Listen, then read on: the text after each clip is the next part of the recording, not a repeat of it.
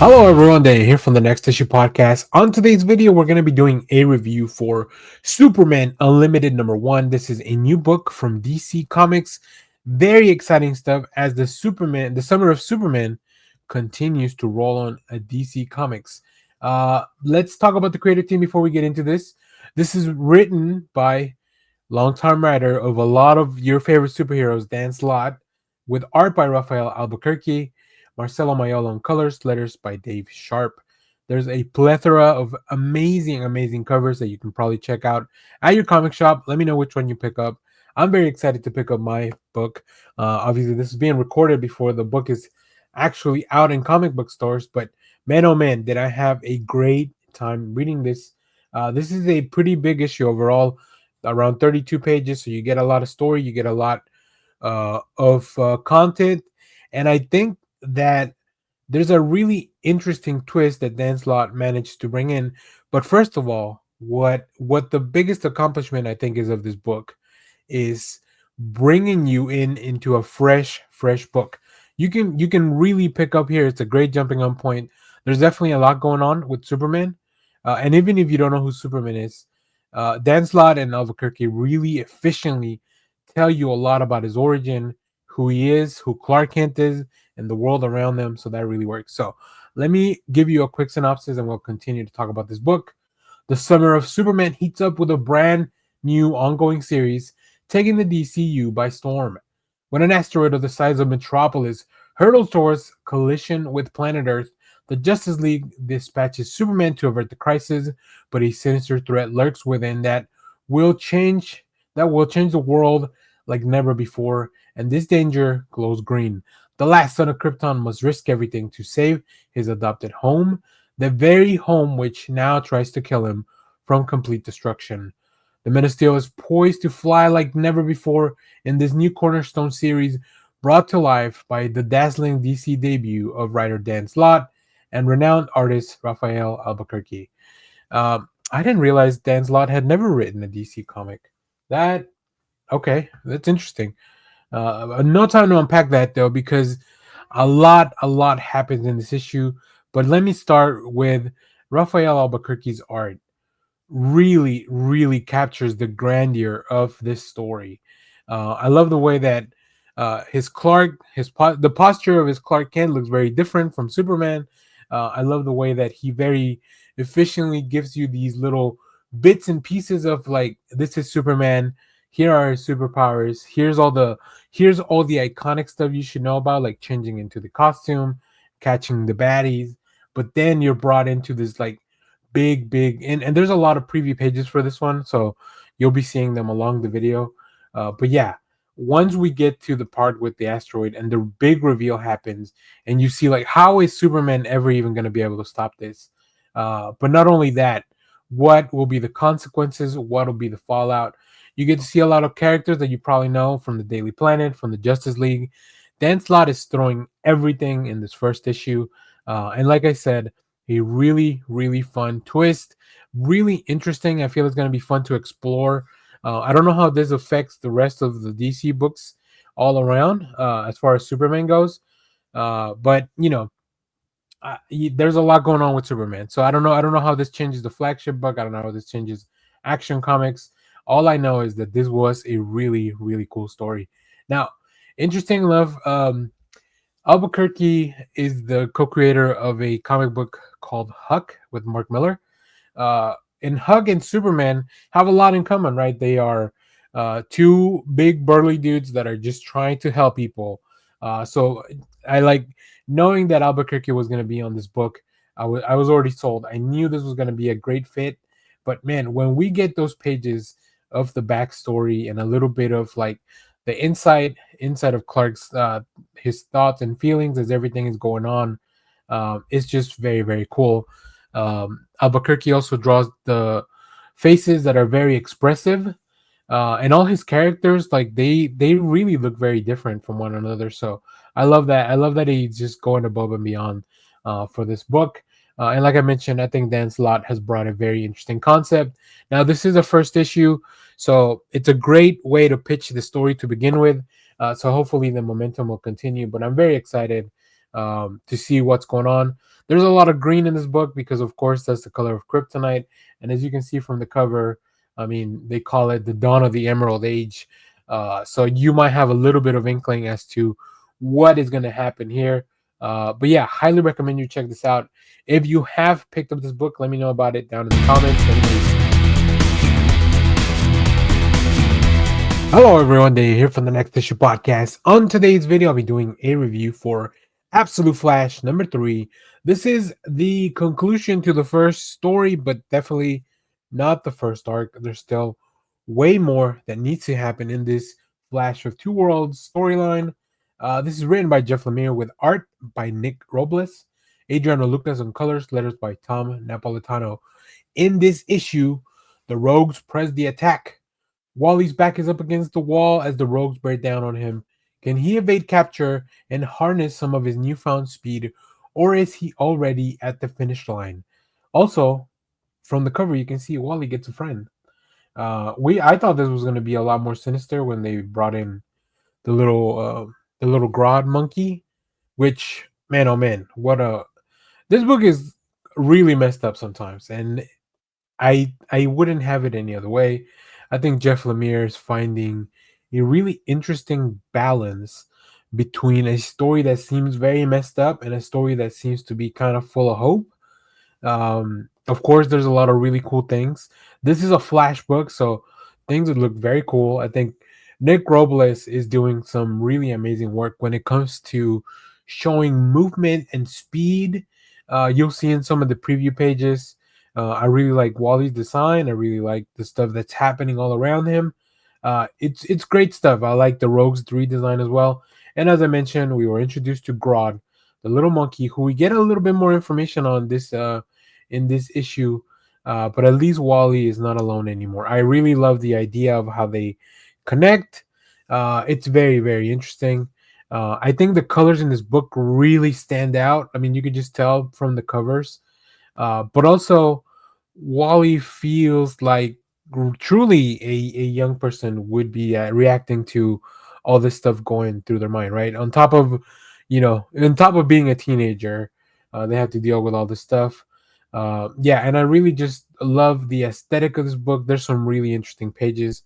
I can only show you a little bit in the preview, but man, oh man, this one knocks it out of the park.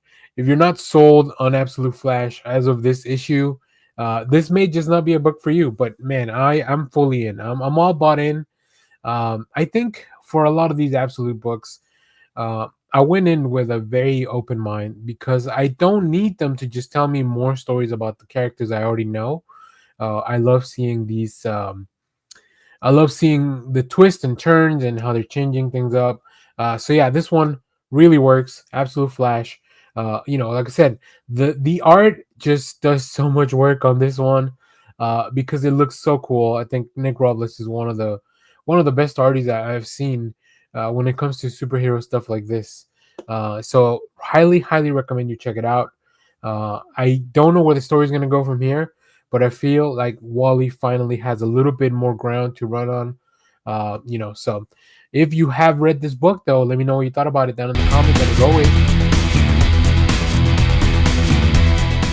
hello everyone, Dane here from the Next Issue Podcast. On today's video, I'll be doing a review for Detective Comics 1097, the beginning of a new part within the story arc. This is Elixir Part 1, written by Tom Taylor, with art by Lee Garbert. I'm very happy to see Garbert on this book. As much as I love Janine's work, I know that, I would rather have a different artist on each arc than to have like fill-in artists every once in a while.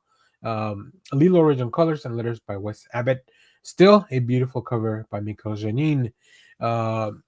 In this book, a dangerous new day dawns in Gotham. In the wake of Asima's murderous rampage, a new threat to Gotham and the world at large has been exposed. Still reeling from personal revelations about his past, Batman must now take on a group obsessed with their own future, a group that has targeted a dear friend. Listen, you were gonna see it in the preview pages. Uh, we get to see Harvey Bullock and Batman work together on this. Now, Harvey's been dismissed from the force since Savage took over as commissioner, so he's working on his own. as a PI, and he's kind of doing his own thing. But I really like when Tom Taylor brings in characters like that, because you rarely get to see Batman and Bullock work together.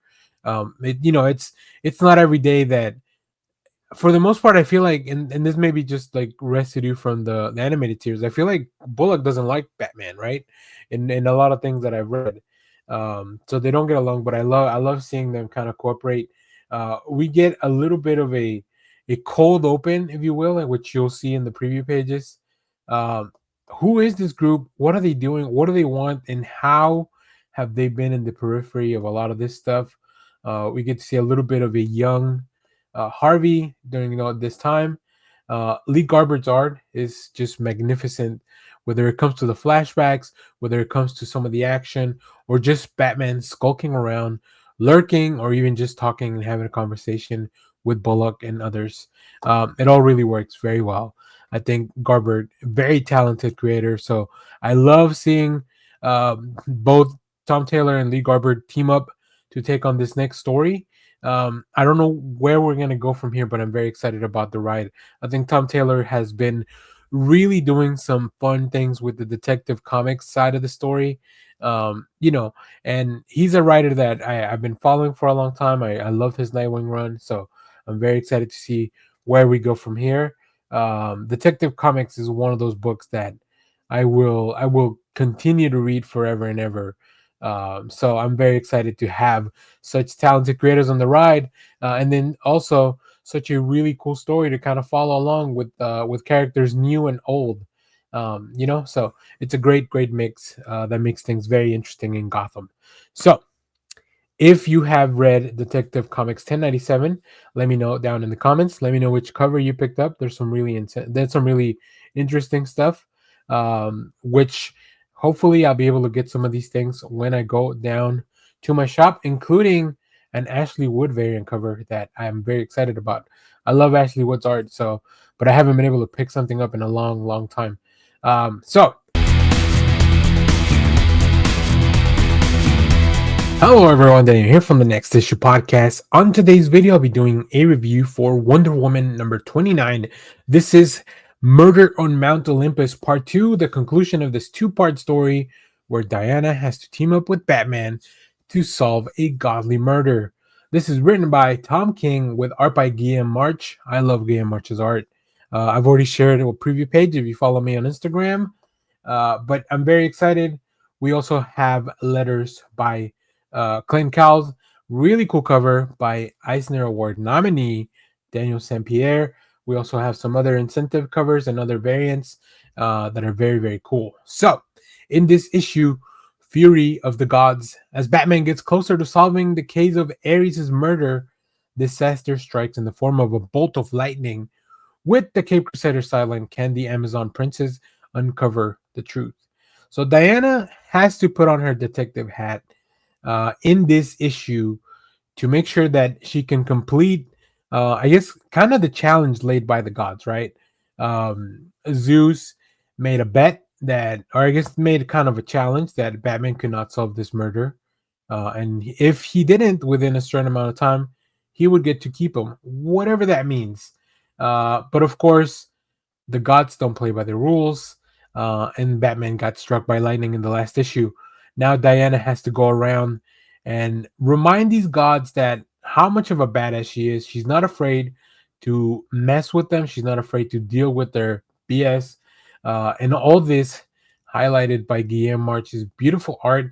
I'm not sure what the script looks like here, but Tom King very familiar with using the 9-panel grid. So Guillaume March, just a very well paced story that continues to feel like the tension keeps rising as you go on, especially because you're getting 9 panels in every page. But I think they're used very efficiently, right? There's uh, there's a few sequences where they're just kind of shown to use movement or emphasize a little bit of an emotion, of a reaction, of a conversation with within the gods, as these as Diana has to go through the pantheon of the gods to figure out who is the true murderer, who killed Ares, and then also what does that mean for the structure of Mount Olympus? Can she prove her mother to be innocent? It's great. It's a great combination of just both a really cool detective story, but also with the twist of adding all the Amazon and all the Greek god stuff on top of that. Um, it works very well. We get to see some really cool characters like Hephaestus and, of course, some of the other gods that are around. I don't want to spoil too much, but highly, highly recommend. Just a great 1-2 punch with issue number 20 and issue number 21. And then I'm excited to see what else Tom King brings us back from there. Excited to see Saint Pierre come back to the main as the main artist. But yeah, super excited. Let me know if you have read this book. What did you think of the end? What did you think of the reveal? And then, of course, where do you think the Wonder Woman book and the storyline is going forward? We got a lot of teases at the end of the Fury arc. So, if you have read this, let me know which cover you picked up and also what you thought of the book down in the comments as always. Hello everyone, Daniel here from the Next Issue Podcast. On today's video, we'll be doing a review for The Thing #1. This is a new book from Marvel Comics, written by Tony Flicks, with art by Justin Mason, Alex Sinclair on colors, letters by Joe Caramagna. In this book, The Thing clovers the Marvel Universe. Ben Grimm may be the strongest member of the Fantastic Four, but once upon a time, he was just a scrawny kid from Yancey Street when an unexpected visitor from his past sends him on a search for a missing child. The Thing must unravel the mystery, even if that means becoming a wanted man. Get ready to see the ever loving blue eyed Thing versus every superpower criminal and bounty hunter in New York City. Fleeks and Kirk give a glimpse into the history of the Thing that reminds you why Ben Grimm is the heart of the Marvel Universe and why you don't want to let him hear you say that. This was a very interesting book. I was not aware of what we were going to see in this, but I really enjoyed it. Um, I love the way that Mason portrays the Thing. There are a few panels where the way the Thing is drawn, it just looks fantastic. And then, of course, having going from this like intergalactic space adventure with the Fantastic Four to a little bit more of a street level assignment, man, oh man, that's really cool. So whether we are fighting squids in the negative zone or going on a more of an undercover mission, we get to see a lot of really cool things. I'm glad they're bringing the Thing up to the forefront because obviously Ben Grimm is a very compelling character. There's a lot of fighting in this, of course. I think Mason also does some really cool things when we're looking at some flashbacks. We get the little dots in the panels. Yeah, it's all very cool. Great dynamic action. I'm still a little bit. This story is definitely a bit of a slow burn for this first issue, but the way that it just kind of keeps escalating and the way that it concludes is actually very, very intriguing. So I'm interested what this is gonna be. I'm thinking this might be something that I read as a collection once it's all complete. But I'm definitely hooked by issue #1 because first of all, I love the Thing. We want to see the Thing face off against all these villains. That's going to be fun. And then, of course, we get to see a little bit of prep for the upcoming Fantastic Four movie. So, highly, highly recommend this. You don't need to know much about the Thing to jump into this one. I think the team does a really, really great job explaining who Ben Grimm is and why he's going through all this stuff, or at least laying down the foundations for that. I feel like there's still more story to be unraveled in the future as well. But yeah, so far, excellent, excellent way to kick off this series. So, if you take this. Hello, everyone. Dan here from the Next Issue Podcast. On today's video, I'll be doing a review for Spider-Man and Wolverine #1. Probably the coolest comic you'll read this week. Like I'm not even exaggerating. This might be the coolest comic. I picked up this beautiful Clayton Crane variant, but there's a lot of other stuff. You'll see Carrie Andrews here, and then you'll see some of the preview art. So let's talk about what's going on in this book. This is written by Mark Guggenheim with art by Carrie Andrews, Brian Reaver on colors, letters by Travis Lanham. Carrie Andrews, you may know because I believe he just wrapped up the Spider-Man Reign 2 story, which was a long-awaited sequel to the original Spider-Man Reign story from back in the day. But if you know Carrie Andrews, you'll know very stylized art, very interesting character designs, very reminiscent of like stuff you would see in the late '90s, maybe early aughts. So teaming up two of Marvel's most popular characters like Spidey and Wolverine. I mean, that's a home run just waiting to happen. So let's talk about that. Uh, Thwick, did you hear that? That sound can only mean one thing. Two of your favorite Marvel heroes doing what they do best. With great power, there must also come the best there is. Spider Man and Wolverine team up for the biggest adventure in Marvel Comics. Who or what is targeting this unlikely duo, and what can they do to stop it? Get ready for a non-stop thrill ride of big villains and even bigger threats and surprises as Logan and Peter Parker team up against the machinations of a plot too big for just one hero. Man, Mark Guggenheim knows how to write a cool book. Like you start off with a little bit of background on, if for whatever reason you don't know who Wolverine is, you get a couple of pages to really sink your teeth into the atmosphere that is going to be this book. And then from there, where the story just keeps going, right? There's this list of names of these double agents all throughout the world. It is now Wolverine's mission to retrieve it, and for some reason he needs Spider-Man's help. Meanwhile, Spider-Man's just trying to deal with getting to one of his dates on time. But man, oh man, Carrie Andrews' character designs is super rad. You'll be seeing a lot of preview art throughout this video, and you can judge for yourself. But man, there's just some pages here that I'm like, it takes me back. I love the way, like, it's just super hyper stylized. I think Carrie Andrews draws a Spider-Man that is like even way more flexible than normal. Wolverine is so much more feral. He has such a like big muscles, and he's almost like always kind of crouching. I think just all those little details really work to make this book feel a little bit different from the rest of the universe. Then, of course, there are some really cool surprises, some nice Easter eggs for longtime readers, a little bit of uh, a trading places type of idea, but of course, it's all within. And of course, seeing the villains for these superheroes team up themselves, it's also very cool. We also see a little bit more about Spider-Man's past, and maybe some people from his past and how they may be related to Wolverine and his doings. I don't want to spoil anything, but man, this was such a fun book to read.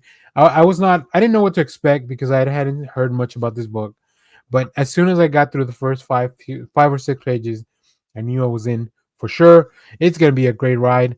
It's super violent. It's super full of fights, full of these confrontations between all these really cool iconic villains.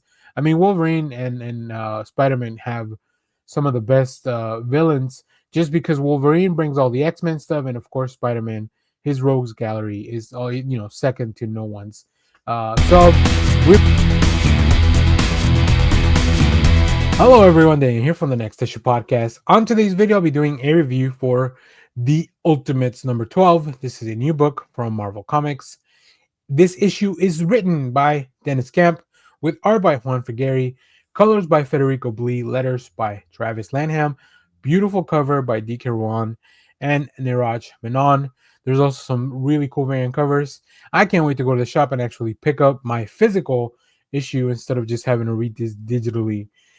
In this issue, the ultimate fracture. Descent destroys the Ultimates as a disagreement long developing between two members of the team leads to a devastating departure. The Ultimates have not been having a good time. Like if you're caught up on reading, after every mission things keep going wrong.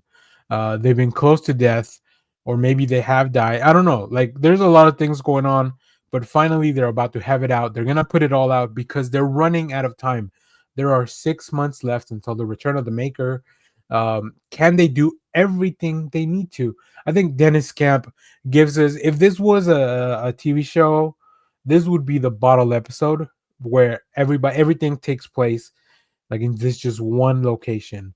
And that is such an interesting idea for a comic book. Like having, of course, with a comic book, you have a little bit more flexibility with like flashbacks and imagining things and just displaying things on the screen. But man, oh man, the just the guts that it takes for a writer to spend a whole issue of 20, 22, 26, 32 pages, however long comics are, just to make sure that all your characters are just in one room and all you're doing is talking and discussing these things. But Dennis Camp is so capable of writing this very, very impressive dialogue. It really works. There's some really interesting ideas here. I think we are learning more about Doom every step of the way, which is crazy because you know that in this world, Doom is actually Reed Richards, right? And then, of course, we have the beautiful art by Juan Figueri, whether it's just a conversation or a flashback to a gigantic battle. I think Juan Figueri really focused this time on the body language of a lot of these characters, which really works. On their facial expressions, you'll see a lot of the preview art throughout the video, or you probably have already seen it. But man, this really worked. But I love the roster that they've kind of put together. It's ever expanding, ever growing, but they're gonna need it all to really face what's coming to the Ultimate Universe. So, what is this new version of the Ultimates is gonna look like? We've yet to see. Can they work together? Can they stay together? And can they persevere? And also, what if there is a mole within the Ultimates? All that stuff, all those questions are posed. Who can they trust? Who can they not trust? Amazing, amazing stuff. I really love this book. One of my favorites from the Ultimate line, for sure. I make sure to read this as soon as Wednesday comes out. So hello everyone, Daniel here from the Next Issue Podcast. On today's video, I'll be doing a review for Ghostbusters Dead Man's Chest #1. This is a new book from Dark Horse Comics. These Ghostbuster comics take place in the continuity of the two latest movies, the one with all the new characters and Carrie Coon's in it and Paul Rudd and the new kids are in it. So yeah, which I guess is also the same continuity as the main movie. So it's all in the big universe of the Ghostbusters.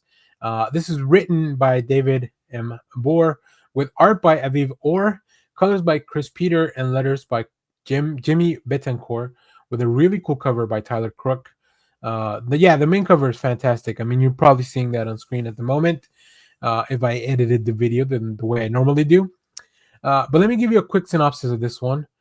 The Ghostbusters' increasing notoriety is throwing them for a loop while Trevor steadies himself by trying to plan a friendiversary celebration for him and Lucky.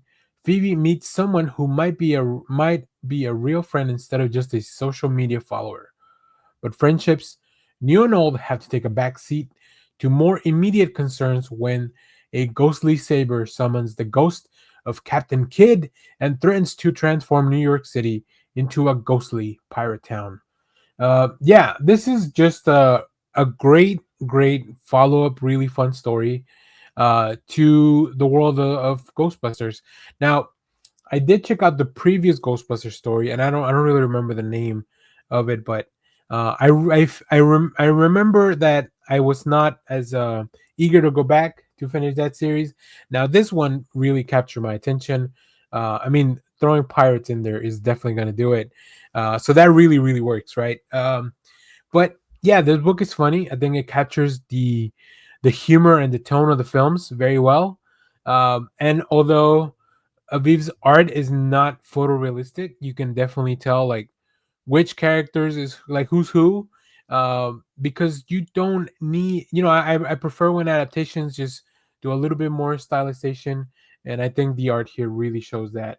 And it goes for the humor. All the ghosts look pretty cool. They're doing things that you couldn't really do in live action without blowing a budget. I think the faces are very expressive. The characters seem very likable.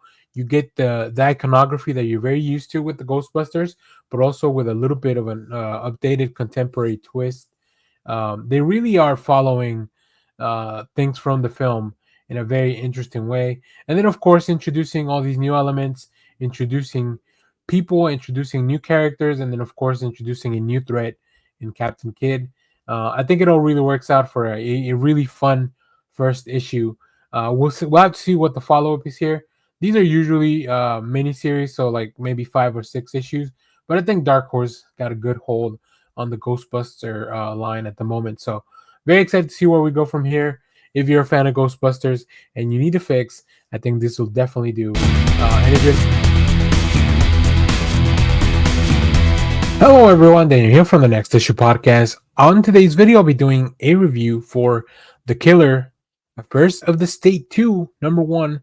This is a new book from Boom Studios under their Archaea imprint.